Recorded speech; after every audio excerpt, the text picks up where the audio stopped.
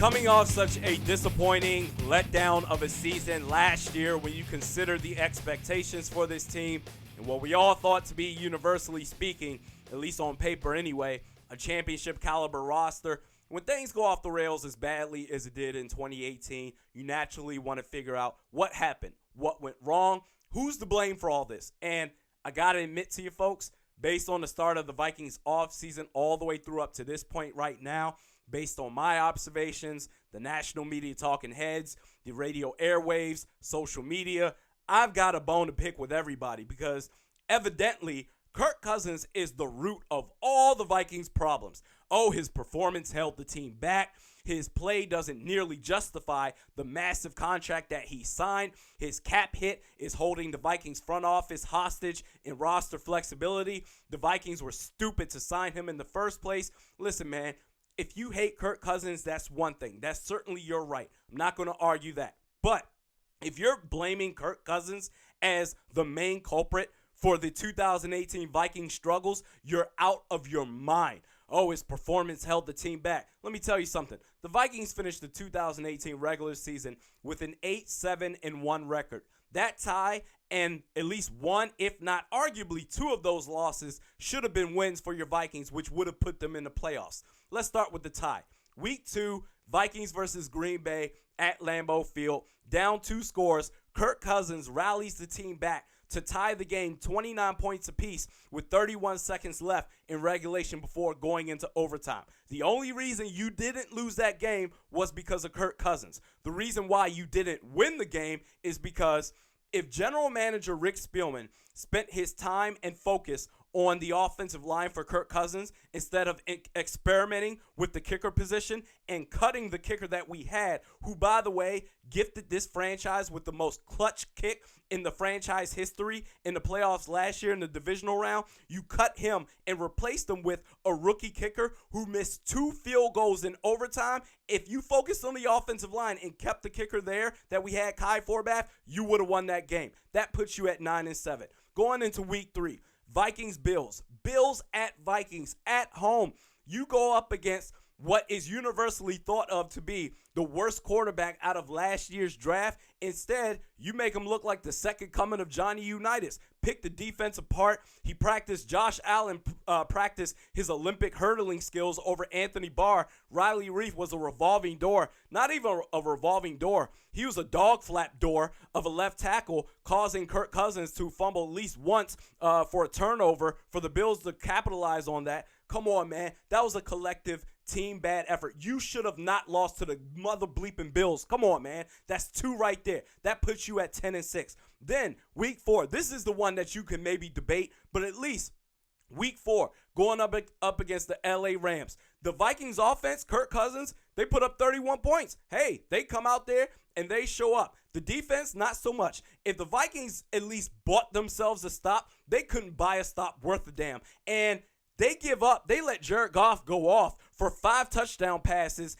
and almost 500 yards passing. If you at least bought a stop, the Vikings maybe could have won that game. That puts you at 11-5. And I don't want to hear nothing about, well, you know what? It's the LA Rams and that high-powered offense. They do that against everybody. Let me tell you something right now. When you invest the majority of your resources and you make this a defensive-based team, as in the Minnesota Vikings were defense first and the offense just don't screw up, if that's the MO you're going with, you don't have the luxury of saying, well, the Rams offense, they're just too good. We couldn't stop them. That is not an excuse whatsoever. Come on, man. Kirk Cousins, he has his fault. He has his faults. He has his flaws. He could make better decisions with the football, but don't sit here and talk about his performance. He is the main culprit for the 2018 Vikings. That's just absolutely insane. Oh, his play doesn't justify the massive contract that he signed. Well, here's something for you, Jack. It never will. His play will never justify his contract.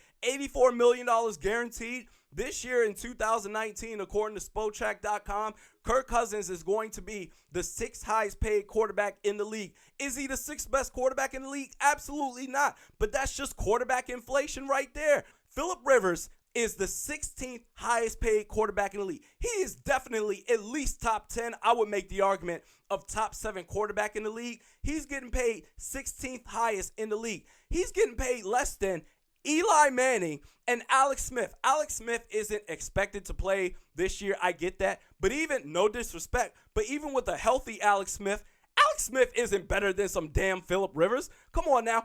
But that's the thing. Teams sign these bum-ass quarterbacks to stupid contracts because of supply and demand. Going out and getting a gallon of milk, it's like $4 a gallon out here in California. It's absolutely ridiculous. If you're a baker, if you run a bakery and milk is your prime ingredient for all your cakes and cookies that you make, that's fine. Me, I'm just trying to enjoy a bowl of Golden Grams. But guess what? I still have to pay $4 a gallon for some milk. That's just inflation right there. If you don't like it, then you don't need, that's the price of admission. If you don't like it, then don't go to the park. Don't go at all. The Vikings, they were stupid for signing Kirk Cousins in the first place. Okay, let's play that game. What were the alternatives? What were the other options? What other choices did the Vikings have? Huh? The choices that the Vikings had in the offseason leading up to the 2018 season was Sam Bradford, who, when he's healthy, he's a great quarterback. He's talented as hell. But if he makes a great play and one of his teammates smacks him on the butt and says, good job, he's pulling a hamstring right there and he's out for the season. Teddy Bridgewater, option B, hadn't played meaningful football in 2 years. Case Keenum, the lightning in a bottle season that he had, 95% of the reason why was because of former offensive coordinator Pat Shurmur. He left. Guess what? Case Keenum isn't doing anything in the league now. Kirk Cousins was the safest option, the safest bet as far as replacing Case Keenum and giving you the best option to be a championship contending team. There were too many other factors out there to why this team finished 8-7-1.